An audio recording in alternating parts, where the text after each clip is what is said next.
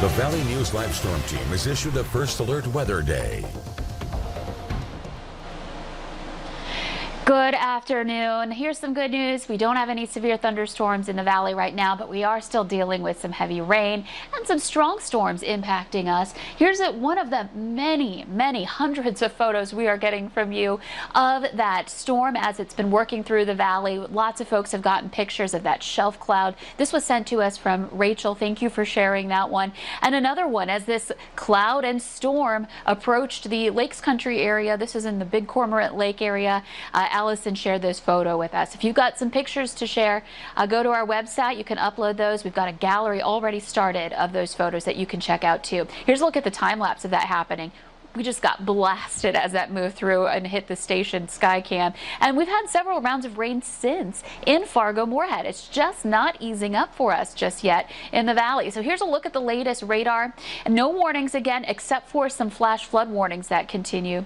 Northern Valley has been more just some rain, but there are some storms that are extending up toward Crookston. But the focus is more in the south and especially to the southeast on that leading line. Not severe, but could be producing some strong gusts and some heavy rain, of course, and potentially some hail associated with that too. This stretches from Park Rapids through Perham and New York Mills and eastern parts of Becker County and all the way down to Battle Lake. So this is going to continue approaching Wadena here in the next half hour or so. So putting this into motion, you can see that rolling off to the east. So again, more storms here for the valley. And on the backside of this, we've watched more develop. So Fargo just had some roll through. Now we're looking at Clay County getting hit by heavy rain and lightning. So along Highway 10 between Hawley and the Moorhead area, we've got heavy rain coming down. And then there's more west of there down toward Valley City, or rather Tower City, and up into northern parts of Cass County. So this may be the next round that impacts Fargo and other places. So it's going to be a bit before we can get this cleared out of here as the system rolls eastward. It will eventually wind down, but we're going to add more rain to the system in an already waterlogged area. Some places in Lakes Country have had more than 7, 8 inches of rain in some of those spots according to the radar estimate. So it's really soaked and waterlogged in some areas. Here's a look at our winds. You can see it's a little stronger in Grand Forks. We might have some winds picking up in the wake of this system. We've got a 40-mile-per-hour gust. Of course, anywhere within the storms, we're looking at the potential for some strong winds too. And here's a look at our risk. It's shifted eastward a little more. Fargo right on the edge of the yellow area, which is a slight risk.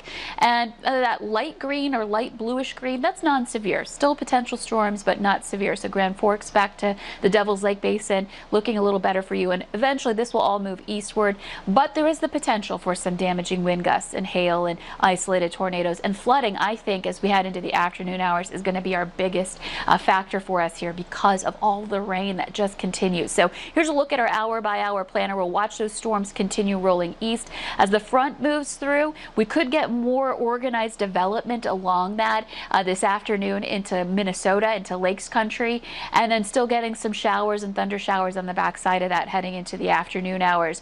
But by the time we get into 4, 5, 6 o'clock, you can see that line quickly rolls to the east, at least the severe part of it. And I'm hoping that we can finally start to breathe a sigh of relief heading into that time frame, though there will still be some rain in the region. And I think temperatures are probably going to be pretty cool today, given the fact that we're dealing with these storms and the rain hanging around here today too. The wind will be more brisk out of the northwest as this is clearing, and then it starts to ease up into the late night hours tonight. Heading into tomorrow, starting off the day on a much quieter note. Though Northern Valley, you know, I don't want to just say you're going to be in the clear. There may be a couple of afternoon thunder showers that pop up in the Northern Valley, just to give you a heads up here. But overall, it's looking so much quieter. The weekend looking really good. We're going to be back into the 70s, upper 70s coming up for Saturday and Sunday, and that stretch just continues into next week. So we get this awful blast, and then we get to enjoy some quiet weather after it. And we're working on getting this cleared out of here. I'm not even sure what to really say because I swear every single Friday the weather gets worse. And after being in it this morning, I can definitely see why people should stay out of it. So I do agree with that. Download the weather app as well. Thanks again, Lisa.